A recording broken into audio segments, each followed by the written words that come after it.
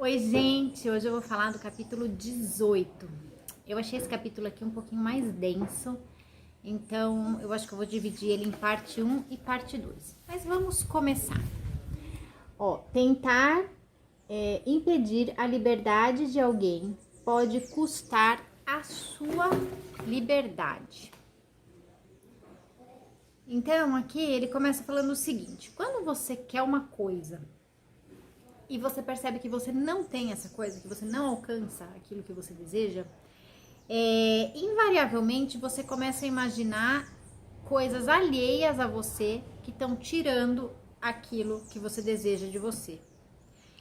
E aí a gente começa a achar, porque eu não tenho muito dinheiro, porque sei lá, o governo, né, começa a pensar em questões assim, eu não tenho o relacionamento que eu quero porque, sei lá, os homens não prestam, as mulheres não prestam, coisas desse tipo. A gente começa a imaginar que a gente não tem aquilo que a gente gostaria de ter, porque alguma coisa fora tá tirando essa capacidade da gente.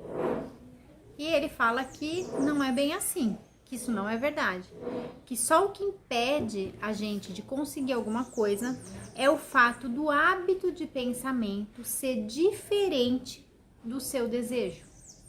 Então, quando a gente pensa que não pode ficar rico por causa do governo, a gente tá se limitando, né?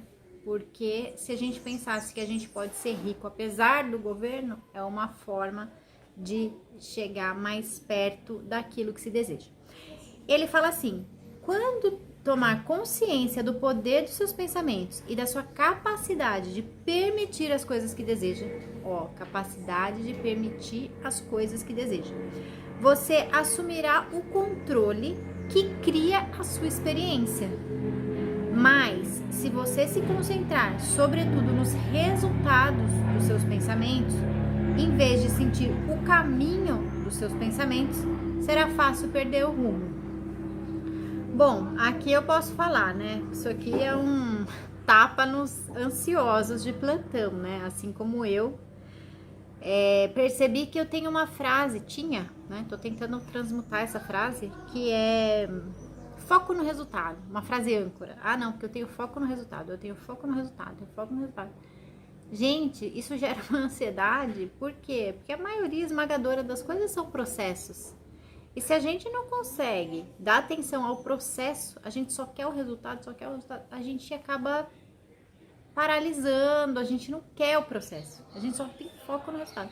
Então, hoje eu tô mantendo na minha mente que eu quero aproveitar o processo, né? Eu quero uma coisa e eu quero aproveitar o processo de sair de A e chegar em B. E tem sido muito mais agradável viver com este modelo de pensamento do que foco no resultado, foco no resultado, foco no resultado. Só dei um exemplo, né, da minha experiência, mas cada um aí vai observar, né, em si mesmo quais são as frases âncoras e como a gente quer alcançar os resultados. A gente vê assim, muita gente quer emagrecer da noite pro dia, né? Muita gente quer, sei lá, fazer as coisas acontecerem no passe de mágica. Por isso que muitas dessas coisas milagrosas, né, vendem muito. Porque o processo incomoda, né? O processo, quem tem um foco no resultado, o processo incomoda. Então hoje eu tenho focado a minha atenção em aproveitar os processos, aproveitar as jornadas. Aí ele fala assim: coisas indesejadas não podem entrar na sua vida sem serem convidadas. Dói. Confesso que assim, essa frase dói. Como assim, né? Eu convidei essas coisas para acontecerem na minha vida? A primeira coisa é já ficar meio na defensiva aqui. Ele fala assim: você nunca se livrará do medo de experiências indesejadas tentando controlar o comportamento ou o desejo das outras pessoas. Você só conquistará a liberdade quando ajustar o seu ponto de atração vibrátil. Então, o que acontece? Ele vem falando ao longo de todo o livro, a gente já está no capítulo 18, e ele vem falando dessa questão de ajustar o ponto vibrátil. E ele vem dando dicas, né, de como que a gente vai fazer isso, que é melhorando os pensamentos, que é de grau em grau, né, que ninguém vai sair da depressão para alegria direto, que vai ter que ir subindo na escala, né? Então, ele fala aqui que as experiências indesejadas, elas estão de acordo com a nosso ponto de atração vibrátil. Fala assim: se você não conhecer a lei da atração e não tomar consciência do que está fazendo com o seu ponto de atração vibrátil, você passará a tentar controlar as circunstâncias externas. Mas você não pode controlar as diversas circunstâncias que o rodeiam.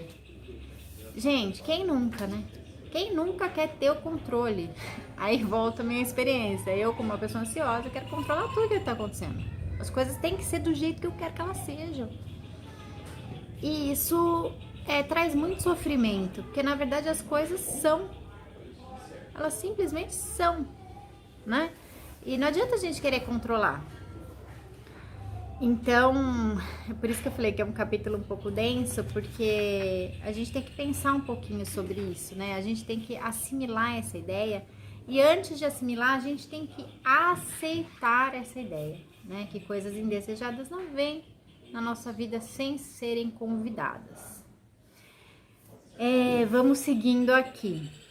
Aí, mais uma vez, ele vai falar sobre as emoções, que as emoções nos guiam, nos mostram o quão conectados com a energia essencial nós estamos ou quão separados pensamos que estamos, né? Então, ele fala quanto da energia essencial você está atraindo rumo ao seu desejo ou quanto você está se afastando, né? Quanto o seu pensamento está alinhado ao seu desejo ou está te afastando do seu desejo. Ele fala que você vai perceber que se você não entrar em harmonia vibrátil com o indesejado, ele não poderá chegar até você.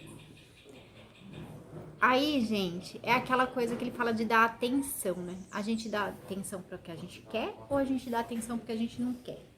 Depende do lado que você dá atenção, é o lado que vai atrair. Em um capítulo anterior, ele fala que o não faz diferença, né? Se você tá dando atenção para que você não quer ficar doente, você não quer ficar pobre, você não quer ficar sozinho, é isso que você tá dando atenção, para ficar doente, para ficar sozinho, para ficar pobre. Então, na nossa experiência, ele fala pra gente dar atenção para aquilo que a gente quer. Então, eu quero ser saudável, quero ser bonita, quero ser jovem, quero ser rica, né? O que eu quero ser? É isso que a gente tem que colocar no nosso ponto de atração. Sempre olhar para esse lado. Lembrando que a gente vai transmutar de grau em grau. Nunca vai sair de um ponto muito distante do outro, né? Vai sempre subindo aos poucos. Mas cada vez que você sobe, você acumula mais energia e vai ficando mais fácil você transmutar essa escala aí das emoções. Bom, eu vou fechar essa parte do capítulo 8 aqui como a parte 1, ok?